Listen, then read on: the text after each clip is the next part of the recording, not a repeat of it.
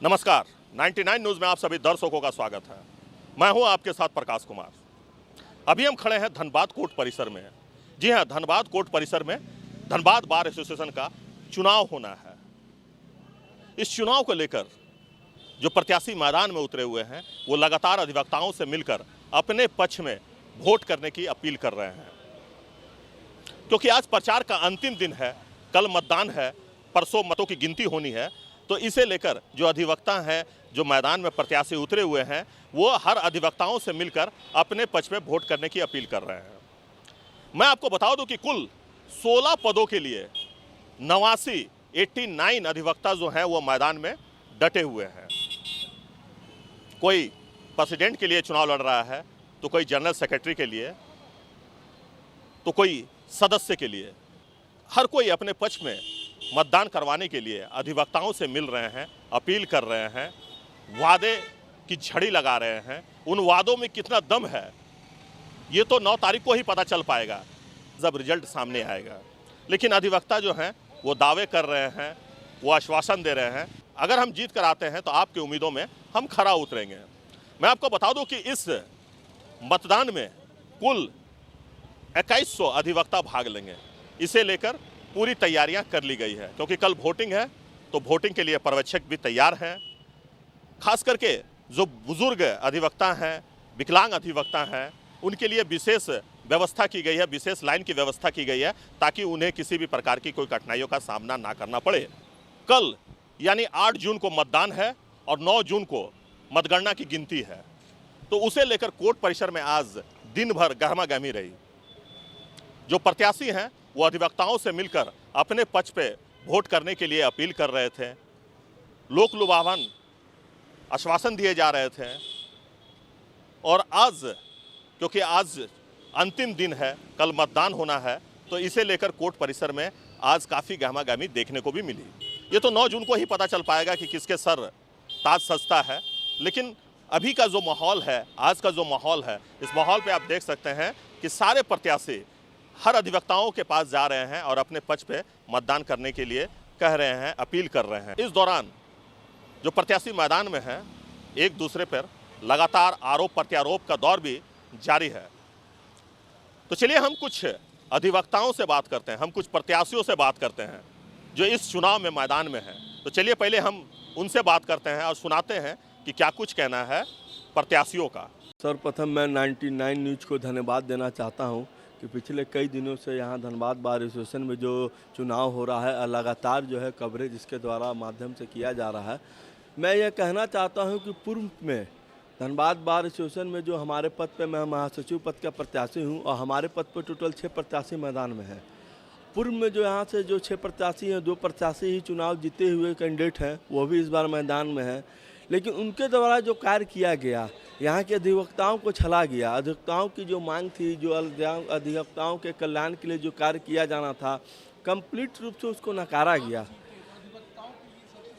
तो अब मेरे माध्यम शुरू से ही कहा जा रहा है कि मैं अगर चुनाव जीतता हूँ, मैं अगर अधिवक्ताओं के माध्यम से अधिवक्ता हमारे पक्ष में मतदान करते हैं, अपना बहुमूल्य मत मुझे देते हैं, तो मैं धनबाद के सभी सम्मानित अधिवक्ताओं के लिए, युवाओं के लिए, सभी के लिए मेरा एक जैसा कार्यक्रम होगा। और यहाँ के अधिवक्ताओं के कल्याण के लिए, जैसे अधिवक्ताओं के लिए मूलभूत सुविधा, पीने के पानी की शुद्ध व्यवस्था, अधिवक्ताओं का पैसा, बेलबॉन्ड वकालतनामा का पैसा अधिवक्ताओं को ही दिया जाएगा।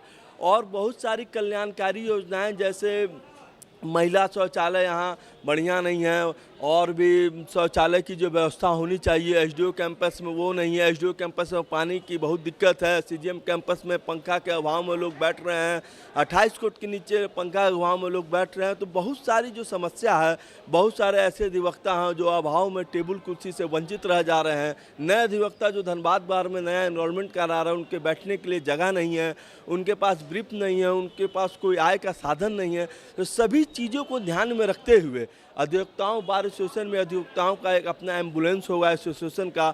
जो किसी अधिवक्ता को किसी तरह का तबीयत खराब हो गया, रात्रि में 12 बजे, 2 बजे, 3 बजे किसी तरह का जरूरत पड़ा, तो एसोसिएशन के माध्यम से उन्हें तुरंत मुहैया, तत्काल मुहैया करा के उन्हें तत्काल इलाज के लिए जो मेडिकल की सुविधा है हमारे यहाँ बहुत कम है, मेडिकल की सुविधा बढ़ाया जाए। मैं सबसे पहला काम करूंगा कि मैं एडवोकेट प्रोटेक्शन एक्ट के लिए चरणबद्ध आंदोलन करूंगा। उसके बाद जो हमारे बार में फंड है, जो बार का चुंबक जिसको बोला जाता है, जिसके लिए सारे प्रोफेशनल बार के लीडर लड़ते हैं चुनाव, मैं उस चुंबक को ही समाप्त करने का कोशिश करूंगा। मैं बार के फंड का MIS करूंगा और उससे जो इंटरेस्ट आएगा उसका मंथली वकीलों के लिए दिया, वकीलों के खाते में दिया जाएगा। एक मिनट, अगर मान लीजिए 2 करोड़ रुपया हमारे बार में है फंड में, मैं उसका MIS करता हूँ तो उसका 7% मंथली हमको मिलेगा। तो 7% मिलेगा तो उस 7% को हम वकील भाई बंधु के अकाउंट में भेजेंगे। पहला लॉट में 500, फिर दूसरे लॉट में 500, इस तरह से करके जो, और इसमें जो रेगुलर प्रैक्टिशनर हैं केवल उन्हीं को दिया जाएगा, जो वोटर हैं उनके लिए नहीं, जो रेगुलर हैं उनके लिए। मैं शिवशंकर चौधरी गवर्निंग काउंसिल में धनबाद बार एसोसिएशन में मैं खड़ा हूँ और मेरी प्राथमिकता जो है वो सर्वप्रथम सबसे पहले हमारे जितने भी अधिवक्ता समाज में जितनी भी अधिवक्ताएं हैं उनकी मूलभूत जितनी भी सुविधाएं हैं, सबसे पहले बार बिल्डिंग बन रही है, बहुत अच्छी बात है ये तो, लेकिन मूलभूत सुविधाओं पे ध्यान देने वाला हमारा बार की कमेटी में नहीं देखा जा रहा है।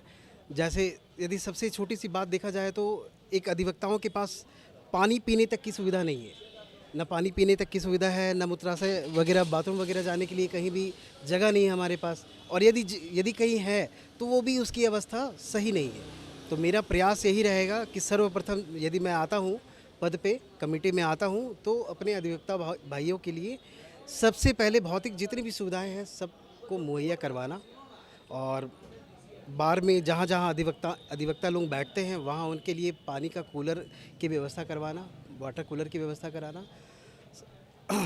ये मेरा सबसे पहले रहेगा। बाकी जितनी भी ज़रूरतें हैं, और ऐसा नहीं है कि बार के पास फंड नहीं है हमारा, और अब तो फंड जनरेट भी हो रहा है, और बार की बिल्डिंग जो बन रही है उसको, एक चीज़ और है कि हमारे अधिवक्ता बार में बिल्डिंग भी बना, लोग बैठ भी रहे हैं, एक भले टेबल चेयर कमेटी के द्वारा मुहैया कराया जाए या ना कराया जाए वो बाद का टॉपिक है, लेकिन जितने भी अधिवक्ता बैठ रहे हैं उनको एक बाकायदा क्रम वाइज बैठा के उनको एक नंबर अलॉट करना।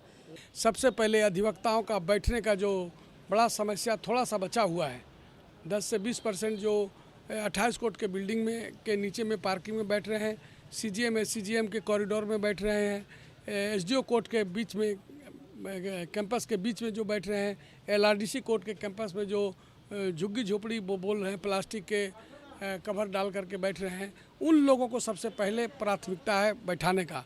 लेकिन उसके लिए भी ये हम लोग घोषणा कर चुके, जो विरोधी ये बोलना पड़ता है चूँकि सब भाई हैं, लेकिन उनका विरोधी इसलिए बोलते हैं कि मनसा के हिसाब से जो नियम और कानून का वो लोग विरोधी हैं, उसका विरोधी के लिए बोल रहे हैं कि उन लोगों में मनसा है कि बार भवन अधिवक्ताओं के पैसा से निर्माण किया गया है। उस बार भवन में लोगों ने बता दिया कि गोस्वामी जी के आने से बार भवन का निर्माण कार्य रुक जाएगा या नहीं होगा, ये गलतफहमी लोगों को बैठा है। तो सबसे पहला प्राथमिकता है कि जनरल बॉडी मीटिंग बुला करके जो काम उन्होंने नहीं किया है, मनमाना किया है, मैं जनरल बॉडी मीटिंग बुला करके तुरंत 7 दिन या 10 दिन का जो मेरा इसका कार्यक्रम में लगेगा, तत्काल प्रभाव से उनसे अच्छा आर्किटेक्चर से और तेज़ी से अधिक मिस्त्री लगा करके मैं काम करूंगा। चूँकि बार में सफिशिएंट फंड उपलब्ध है। पहले 15, 20, 25 हज़ार रुपया का आमदनी प्रतिदिन होता था, अभी 60-70 हज़ार से लेकर 1 लाख रुपया प्रतिदिन का आमदनी है। उस पैसे से ये बनेगा भवन, जिसमें महिलाओं को एक छत दे दिया जाएगा, जिसमें महिलाओं का कॉमन रूम भी होगा। अभी माननीय PN सिंह का पैसा जो दिए गए थे कैंटीन बनाने के लिए, उस मैंने उद्घाटन भी हुआ, इनॉग्रेशन भी हुआ, लेकिन उसका भी नहीं पता चल रहा कि कहाँ चला गया, क्या नीति था, क्या सिद्धांत था, क्यों ऐसा किया। तो उनके लिए फर्स्ट फ्लोर में और सभी फ्लोर्स में फर्स्ट फ्लोर में कैंटीन निश्चित रूप से बनाएंगे। सुलभ शौचालय का जो व्यवस्था हम लोग करते डिलक्स रूप में, उसका हम लोग वहाँ पर करेंगे। युवा अधिवक्ताओं को बैठने के लिए एक फ्लोर हम लोग निश्चित रूप से दे देंगे। महासचिव के पद पर खड़ा हूँ। धनबाद बार सेशन के जो 2023-2025 सत्र का कल जो इसका वोटिंग होने वाली है, और निवर्तमान कमेटी में भी मैं महासचिव के पद पर था। और मेरा एक ही नारा है, काम बोलता है। ऐतिहासिक काम हुआ है। कोरोना काल में भी हमारी कमेटी ने पूरी ईमानदारी और पारदर्शिता के साथ ऐतिहासिक काम किया है। और मैं मतदाताओं से अनुरोध करूंगा कि कोरोना काल में जो 2 वर्षों तक लगातार मैंने पूरे डेडिकेशन के साथ आप लोगों का सेवा करने का प्रयास किया हूं, उसकी मजदूरी देने का वक्त है। और उम्मीद करता हूं कि वोट रूपी आशीर्वाद और मेरी मजदूरी आप लोग देंगे, और जो विकास का कार्य है उसे आगे बढ़ाने में सहयोग करेंगे बार के विकास में।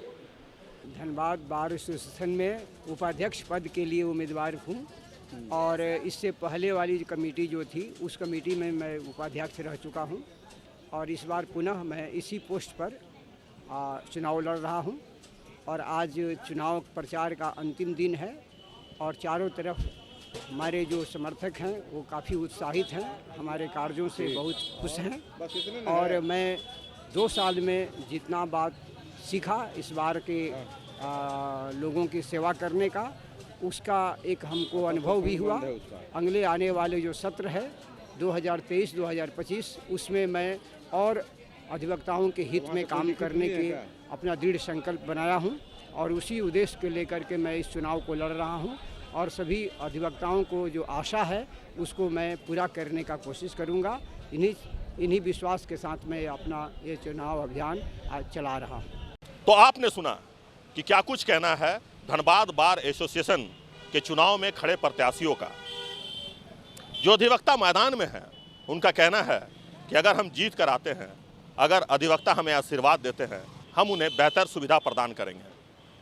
तो अभी के लिए बस इतना ही। हमारे सहयोगी राजेश और हमें दीजिए इजाज़त। आप देखते रहिए 99 न्यूज़। अपना बहुत ख्याल रखिए। नमस्कार।